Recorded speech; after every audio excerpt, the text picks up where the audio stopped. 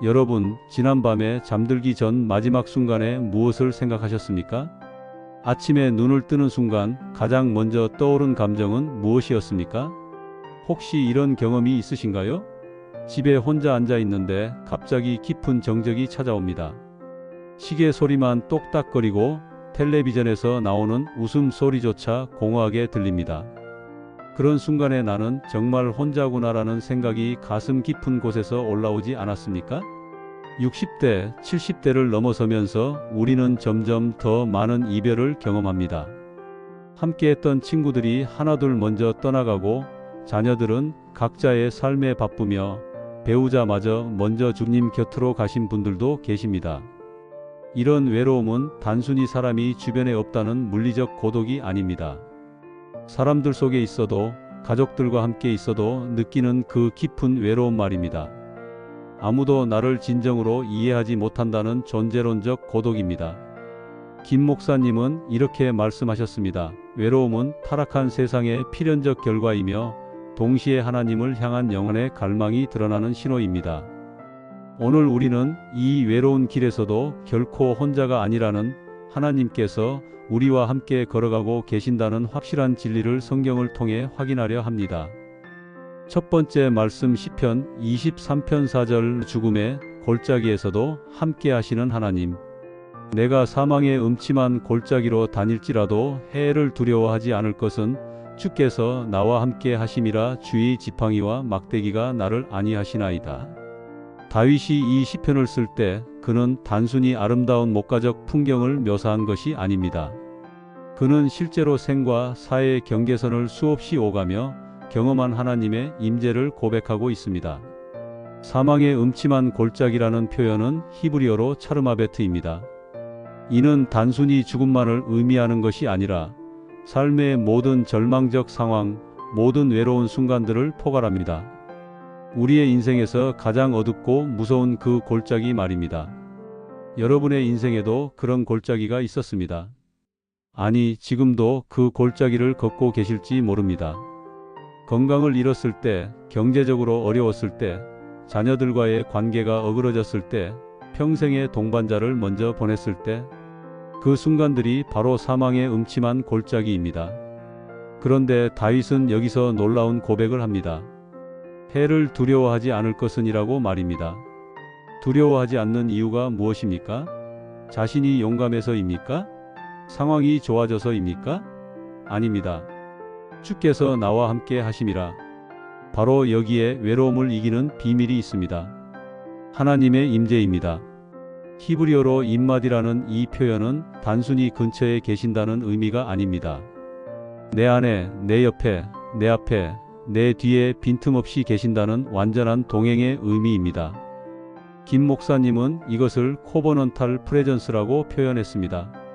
계약적 임재, 즉 하나님께서 약속으로 보장하신 변함없는 동행입니다. 주의 지팡이와 막대기가 나를 안위하시나이다. 목자의 지팡이는 양을 인도하고 보호하는 도구입니다. 막대기는 맹수들을 물리치는 무기입니다. 즉 하나님은 우리의 길을 인도하실 뿐만 아니라 우리를 해하려는 모든 것들로부터 적극적으로 보호하신다는 말씀입니다.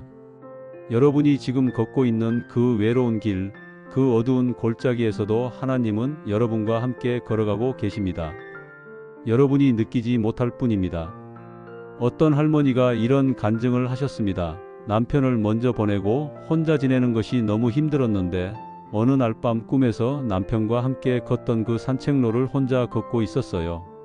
그런데 갑자기 제 옆에 누군가의 발자국 소리가 들리는 거예요. 깜짝 놀라 돌아보니 예수님께서 함께 걸어가고 계셨어요. 그때 깨달았습니다. 내가 혼자라고 생각했던 그 모든 순간에도 주님이 함께하고 계셨다는 것을. 두 번째 말씀 시편 27편 10절 부모도 버릴 때 영접하시는 하나님. 내 부모는 나를 버릴지라도 여호와는 나를 영접하시리이다. 이 말씀은 인간 관계에서 경험할 수 있는 가장 깊은 배신과 외로움을 다루고 있습니다. 부모는 인간이 경험하는 가장 기본적이고 무조건적인 사랑의 상징입니다. 그런 부모조차 나를 버린다면 그보다 더 절망적인 외로움이 어디 있겠습니까? 하지만 다윗은 여기서 가정법을 사용합니다. 설령 그런 극단적인 상황이 온다 해도 여호와는 나를 영접하신다는 확신을 표현합니다. 영접하다는 히브리어 아사프는 단순히 받아들인다는 의미를 넘어서서 품에 안아 돌보신다, 자기 것으로 취하신다는 적극적인 사랑의 행동을 나타냅니다. 우리는 나이가 들수록 여러 형태의 버려짐을 경험합니다. 때로는 실제로 가족들에게서 소외감을 느끼고, 때로는 사회에서 은퇴와 함께 필요 없는 존재가 된 것 같은 느낌을 받습니다. 하지만 하나님은 다릅니다.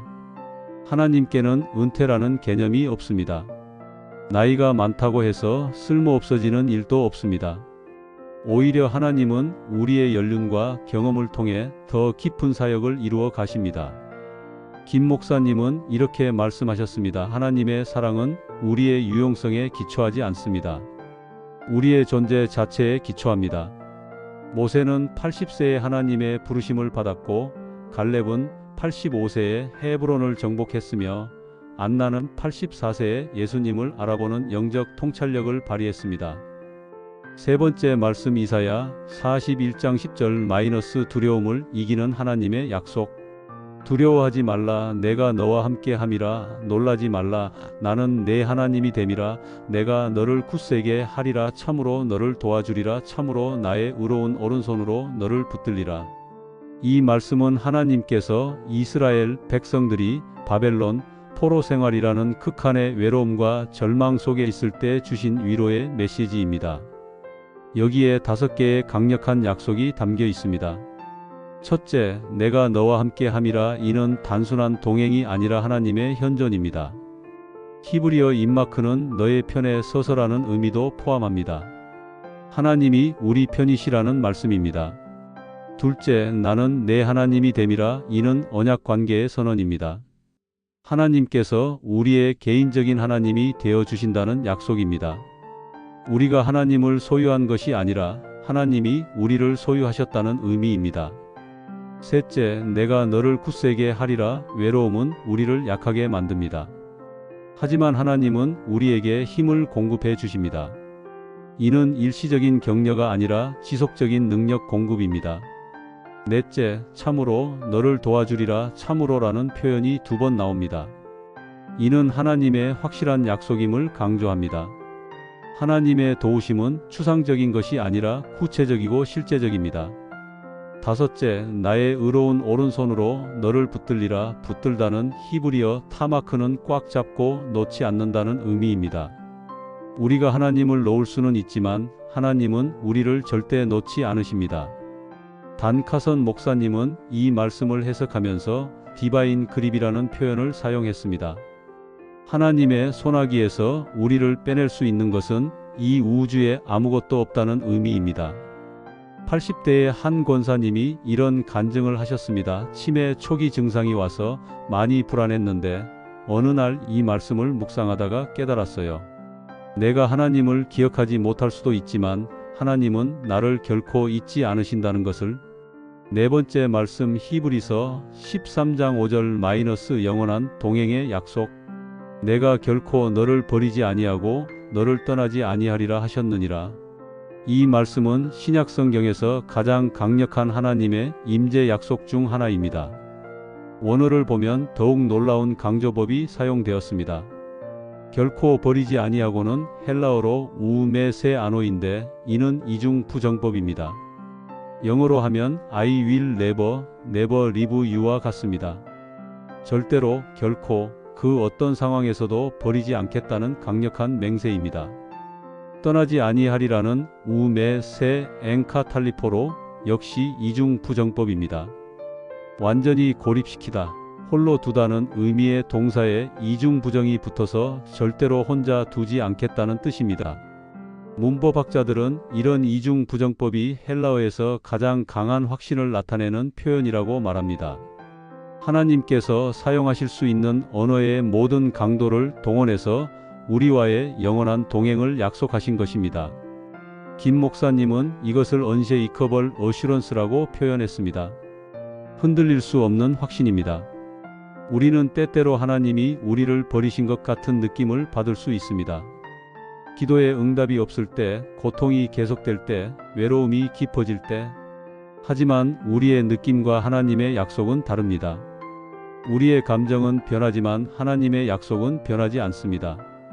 우리가 하나님을 느끼지 못해도 하나님은 여전히 우리와 함께 계십니다.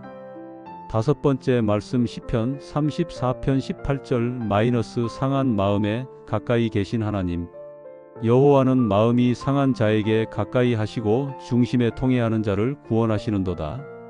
이 말씀은 하나님의 특별한 관심이 어디에 향해 있는지를 보여줍니다. 하나님은 성공한 자, 건강한 자, 행복한 자에게만 관심을 두시는 분이 아닙니다. 오히려 상한 자, 상심한 자들에게 더 가까이 다가가십니다. 마음이 상한 자는 히브리어로 니시 베레이 레브입니다. 이는 단순히 슬픈 정도가 아니라 산산조각 난 마음, 부서진 마음을 의미합니다. 중심에 통해하는 자는 다케이 루아우로 영이 짓눌린 자, 기가 꺾인 자를 뜻합니다. 즉, 이 말씀은 인생의 무게에 짓눌려 마음이 부서지고 영이 상한 사람들에게 하나님이 특별히 가까이 다가가신다는 약속입니다. 왜 하나님은 상한 자들에게 가까이 하실까요? 첫째, 상한 자들이야말로 하나님을 가장 필요로 하기 때문입니다. 건강하다 하는 자에게는 의원이 쓸데없다고 예수님이 말씀하셨습니다. 둘째, 상한 자들의 마음이 가장 열려 있기 때문입니다. 고통은 영혼의 문을 열어줍니다. 셋째, 하나님 자신이 상한 마음을 가지고 계시기 때문입니다. 십자가에서 예수님의 마음이 상하셨습니다. 김 목사님은 이렇게 말씀하셨습니다. 하나님의 가장 가까운 임재는 종종 우리의 가장 깊은 고통 속에서 경험됩니다. 외로움으로 상한 여러분의 마음을 하나님은 너무나 잘 아시고 가까이 다가오고 계십니다. 여섯 번째 말씀 마태복음 28장 20절 세상 끝날까지의 약속. 볼지어다 내가 세상 끝날까지 너희와 항상 함께 있으리라 하시니라.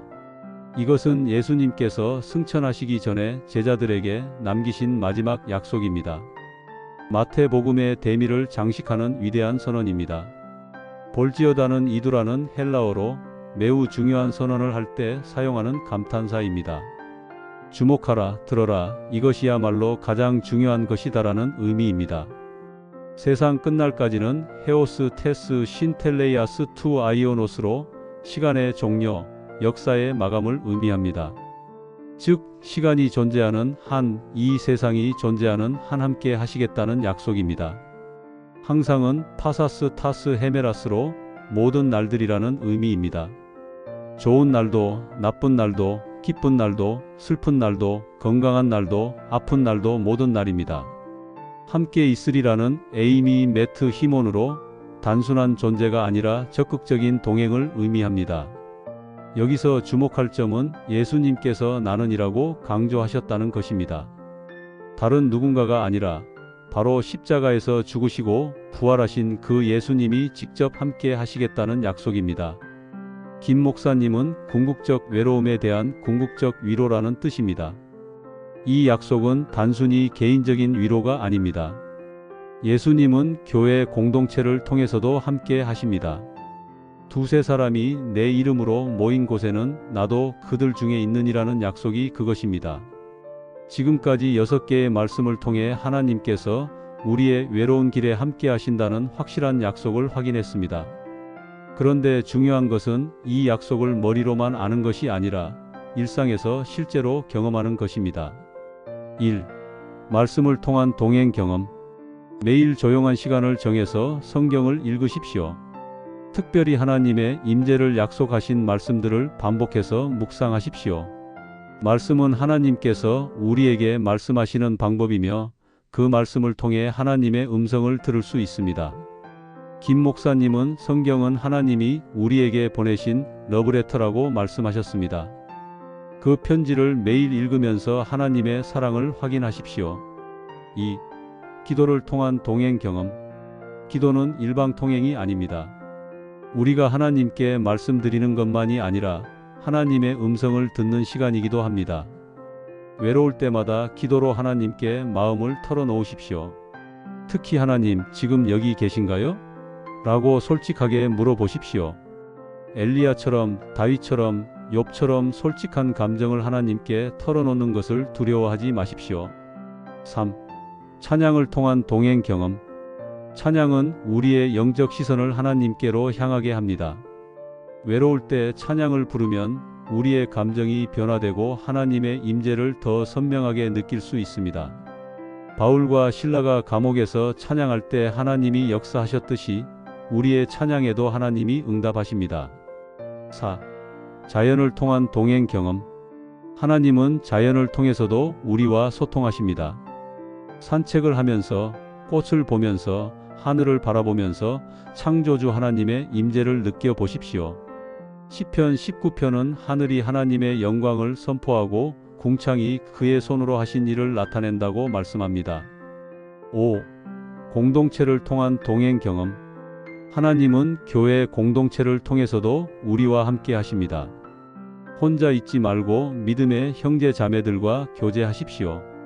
함께 기도하고 함께 찬양하고 함께 말씀을 나누는 시간을 가지십시오. 철이 철을 날카롭게 하는 것 같이 사람이 그의 친구의 얼굴을 빛나게 하느니라는 잠언의 말씀처럼 성도의 교제를 통해 서로를 세워나가십시오.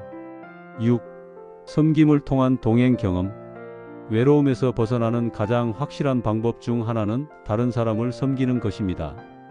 나보다 더 어려운 상황에 있는 사람들을 돕는 일에 참여해 보십시오. 예수님께서 주는 것이 받는 것보다 복이 있다고 말씀하셨습니다. 섬기는 삶을 살 때 하나님의 임재를 더욱 풍성하게 경험할 수 있습니다.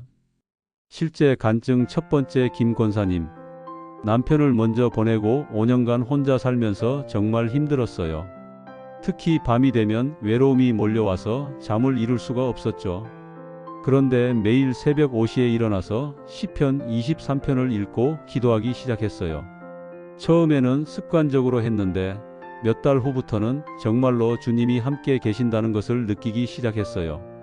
지금도 혼자 살지만 더 이상 외롭지 않아요. 주님이 항상 함께하고 계시거든요. 실제 간증 두 번째 박 집사님. 치매에 걸린 아내를 10년간 돌보면서 정말 힘들었어요. 친구들도 하나씩 떠나가고 자식들은 바쁘다고 연락도 잘 안 하고. 그런데 이사야 41장 10절 말씀을 붙잡고 기도하면서 버텼어요. 하나님이 정말로 함께 하셨어요. 아내가 세상을 떠날 때도 주님이 함께 하시니까 평안했어요. 실제 간증 세 번째 최 장로님. 코로나 때문에 2년간 교회도 못 나가고 집에만 있었어요. 답답하고 외로워서 우울해졌는데 온라인으로라도 예배를 드리고 성경을 읽으면서 마음이 회복됐어요. 히브리서 13장 5절 말씀이 특히 큰 위로가 됐어요. 내가 결코 너를 버리지 아니하고 너를 떠나지 아니하리라. 이 약속이 얼마나 확실한지 경험했어요. 사랑하는 성도 여러분, 오늘 우리는 6개의 강력한 하나님의 약속을 통해 한 가지 분명한 진리를 확인했습니다.